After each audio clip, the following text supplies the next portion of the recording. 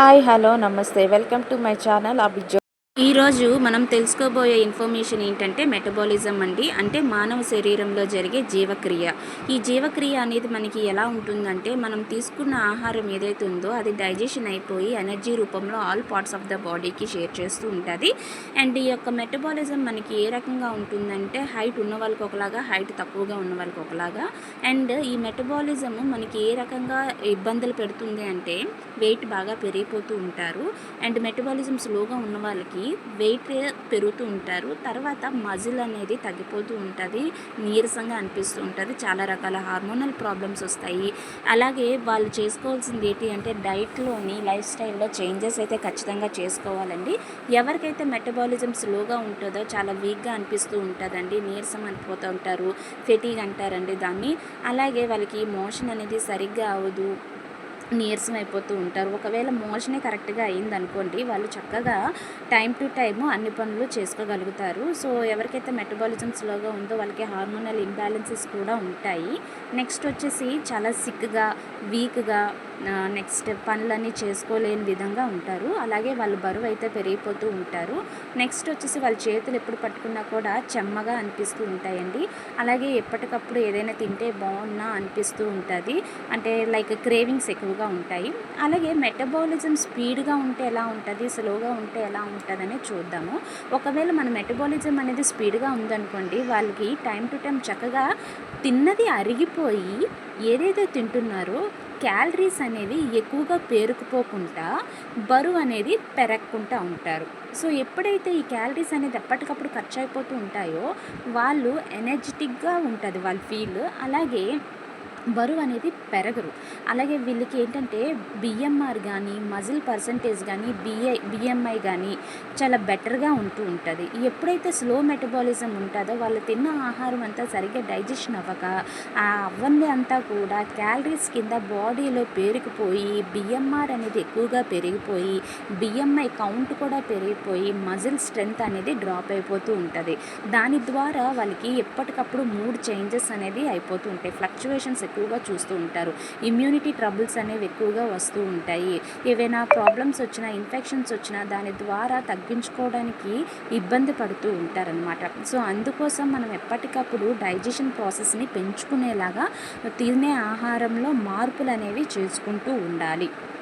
అందుకోసం మనం చేయాల్సింది ఏంటంటే, చక్కగా విటమిన్స్, మినరల్స్ ఉన్న ఆహారాన్ని, అలాగే మనకి లో క్యాలరీస్లో ఉన్న ఆహారాన్ని తీసుకునేలాగా ప్లాన్ చేసుకోవాలి. హై ఫైబర్ ఉన్న ఫుడ్స్ కూడా తీసుకునేలాగా మనం ప్లాన్ చేసుకోగలిగితే మన మెటబాలిజంని స్పీడప్ చేసుకోవడానికి చాలా బాగా హెల్ప్ అవుతుంది. అలాగే ఫాస్ట్ మెటబాలిజం ఉన్న వాళ్ళకి ఏంటంటే థైరాయిడ్ ఛాలెంజెస్ కానీ, హార్మోనల్ ఇంబ్యాలెన్సెస్ కానీ తక్కువగా ఉంటాయి. అదే స్లో మెటబాలిజం అంటే మన యొక్క జీవక్రియ కనుక నెమ్మదిగా ఉంది అంటే, మందగిస్తుంది అంటే కనుక చాలా రకాల హెల్త్ ఇష్యూస్ రావడం జరుగుతూ ఉంటుంది. మనం చక్కగా గ్రీన్ టీ కానీ, పెప్పర్ కానీ, సిట్రస్ ఫ్రూట్స్ కానీ, గ్రీన్ లీఫీ వెజిటబుల్స్ కానీ, విటమిన్ బి కాంప్లెక్స్, B12 కానీ ఇలాంటివన్నీ తీసుకుంటూ, తర్వాత బాడీకి సరిపడ్డ అంత ప్రోటీన్ అంటే ఎంత కావాలి అంటే, 1 kg ఉన్న బరువుకి 1 గ్రామ్ ప్రోటీన్ అండి ఇది ఇవ్వాలండి. మినిమంలో మినిమం, మ్యాక్సిమం అయితే 2 grams ప్రోటీన్ అయితే ఇవ్వాలి. అలాగే నేను ఒక 50 kg బరువు ఉన్నాను అంటే అంటే 50 × 2 లేదా అట్లీస్ట్ 50 గ్రాముల ప్రోటీన్ అయినా మనం ఇవ్వగలగాలండి.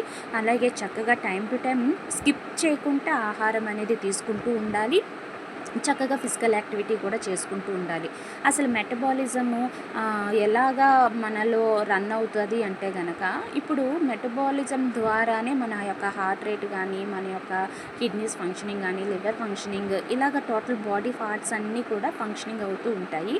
ఎప్పుడైతే మెటబాలిజం చక్కగా ఉంటుందో అప్పుడు మన యొక్క తీరు, అంటే మన యొక్క బాడీ ఫంక్షనింగ్ ఎలా ఉంటుందంటే, పొద్దున్న లేచిన వెంటనే చక్కగా ఆకలి అనేది వేయాలండి.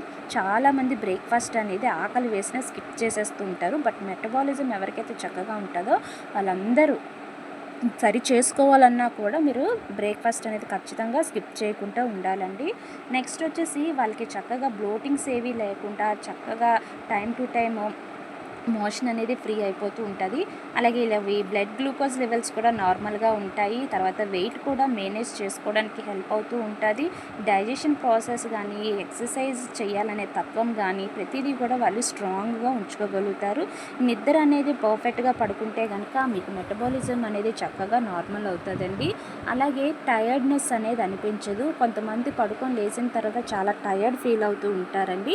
అందుకోసం మీరు మెటబాలిజం కూడా స్పీడప్ చేసుకునే ఆహారాలు చేయాలి. అలాగే ఫిజికల్ యాక్టివిటీ కూడా మెయింటైన్ చేయాలండి.